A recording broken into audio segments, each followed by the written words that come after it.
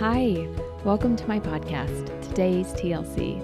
I'm Stephanie and I am so glad that you're here because moments like this are way better when you share them with other people. Kind of like that time when I was standing at the edge of a cliff in Switzerland. I was looking down, freaked out because I both wanted with all of my heart to experience this amazing moment, but also run away and hide. I had my husband there with me and we looked at each other, smiled, and we just knew we were going to do it. Luckily, I also had a professional strapped to me, so I felt safe as we jumped off the ledge and paraglided through the Alps. It was one of the most alive moments of my life. And I kind of feel like that right now because I'm at the edge of something that I have always wanted to do. I've always wanted to share these amazing tools with you. When I was paragliding, things looked so different for me because I had a new perspective. And I want to share some of that with you. That's my hope today. So let's jump together into a whole new way of experiencing your world through self-coaching. For those of you who don't know me, I am a certified life coach and I absolutely love helping people who are ready to thrive in life after therapy, just like my first client is thriving today. We're going to talk about her story, with her permission, of course, and then show you how what she learned can impact your life today. To start off, I want to tell you a little bit about my client's history. I think that will help you understand her story a little bit better. When she was young, her parents got divorced. She did not understand because she was only 8 years old when they started. After the divorce, her dad never paid child support and her mom did daycare to help take care of their family. So they were pretty poor. She had a lot of emotional experiences, feeling like she was less than the people around her because her family life was different. Then as she got a little bit older, her mom remarried and then he died unexpectedly. Broke her heart and taught her that she just needed to be strong and not feel things. If that's not enough, her mom got remarried and he ended up being emotionally abusive and took all the rest of the money that they did have. Needless to say, her younger and teenage years weren't the easiest road. She also had multiple really intense challenges with family members that happened in that period. Challenges like mental illness, sexual abuse, addiction, drug abuse, you name it. There were lots of different things going on in her extended family life, adult stuff that no kid really should have had to deal with. But she did, and she learned that if she was strong and she just fought through it, that she could survive and be okay. She wasn't going to be like the family members that turned to drugs and other addictive experiences. She wasn't going to be the one who was negatively affected. She was going to thrive. You probably guessed it. That bred things like control, perfectionism, external validation. You know the drill. So she was ready to go conquer the world in what she thought was the best way, but it was really just the only way that she knew how. After a few rocky years of dating and some really big fear of marriage, she finally committed to marry someone she felt like she could live her life with. There was a moment when they were dating where she pointed her finger in his face and through a very strong-willed lecture told him that they would never get a divorce, and if he married her, he had no choices of doing anything but staying married. She was going to do it. She was going to control her life. And she did a pretty good job for the most part until married life became a little bit less happily ever after. She went to school and studied family life because, when your family growing up isn't the healthiest, go learn it from a textbook. That was kind of what she thought. She also wanted to help other families that were struggling. So she's learning about healthy marriages. She's learning about family systems theories and all the things that help a family thrive. And the more she learned about what is healthy, the more her eyes were opened to what really was not healthy about her past. Then one day, her husband came and shared some things with her that really hit home. She knew that she needed to go see a therapist. Her past needed to be cleaned up. Her marriage needed to be cleaned up. She was considering divorce for the first time in her life, and that was so scary for her. As most of us realize as we get older, We can't control the things that we think we can. So she went to a therapist, and so did her husband, for about a year and a half. And it was really, really helpful. She learned to recognize codependency. She learned to acknowledge triggers from her past and how to process and work through them.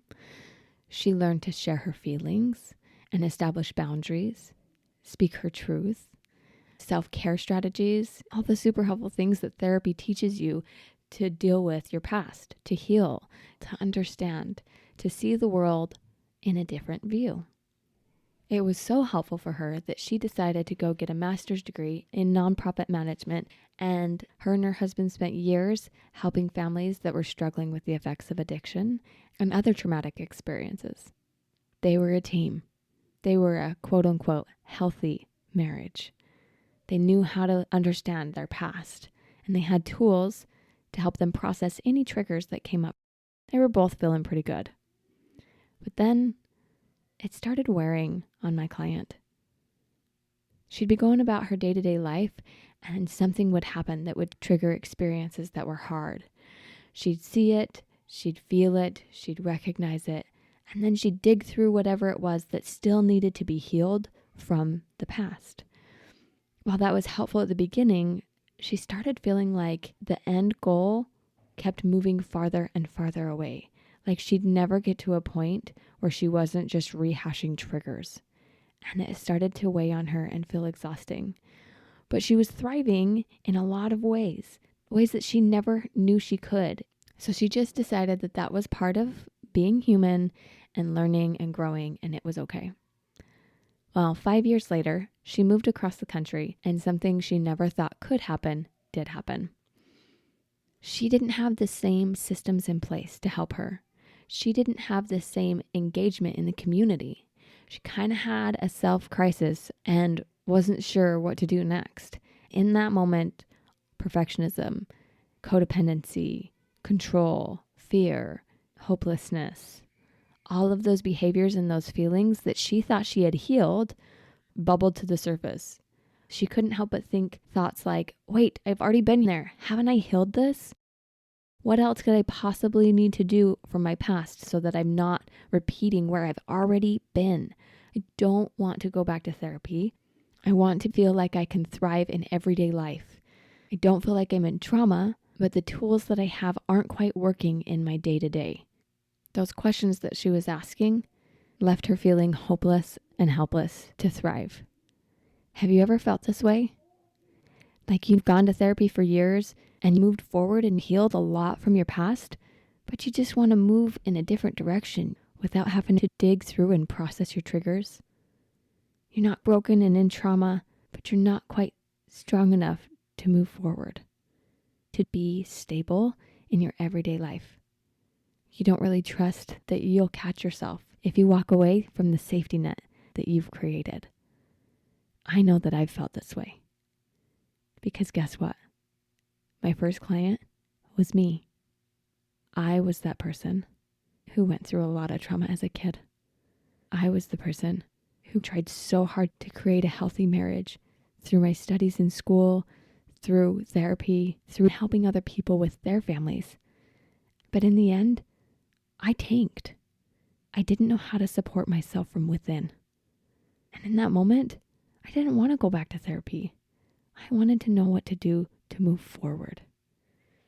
And that's when a dear friend of mine reached out to me in my struggle and offered me a new view of the world. She told me about coaching and how it provides tools and systems to help you coach yourself to propel you towards your future instead of just rehash your past. It changed everything for me. A quick definition: therapy usually helps clients fix or heal or manage problems from the past, and coaching helps clients identify and take action towards future positive change. That's what I wanted. I didn't want to rely on a professional to fix whatever had happened. I wanted positive, forward change that I could create and believe that I could create. I wanted to stop rehashing triggers forever. Forever. Now, this is my story. We are always our first clients. I was my first client, and I have changed my life forever. And you have the possibility of changing yours too. How? Self-coaching. Here are two of the huge gifts that self-coaching offered me. 1, coaching helped me drop the belief that I could be triggered by my past. It gave me space to see my present brain and focus today on how I want to create my future. Now, don't get me wrong. I needed to heal and manage my problems and my trauma. I needed to go through what I went through in therapy. But there was a point when looking back wasn't helpful for me anymore. I needed to learn to look forward. That's gift number 1. Gift number 2. Coaching has empowered me to truly love myself unconditionally. It's helped me be aware that I even have a relationship with myself. It's given me the truth that my lovability is only dependent on my ability to love myself. I can't hate myself into changing. It takes tenderness, it takes love, and it takes self-care. You might say it takes some TLC.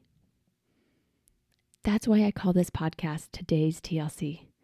My goal is to teach you principles and give you tools to help you focus today on what you can do to love yourself with TLC and create a future that you want to live on purpose. So here's today's TLC takeaway. I want you to think of one area in your life that you constantly go to your past. You think about what happened in the past. You see triggers come up from the past.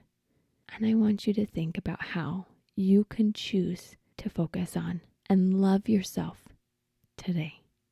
You don't need to go back. Let's move forward and see life with a new point of view. If you want to learn more about how to think light, feel light, and live light, then hop on my website, thelightcoach.com, to schedule a free intro session and explore what's possible for you. That's the LIGHT coach.com. And I promise you, it'll be an adventure that you will never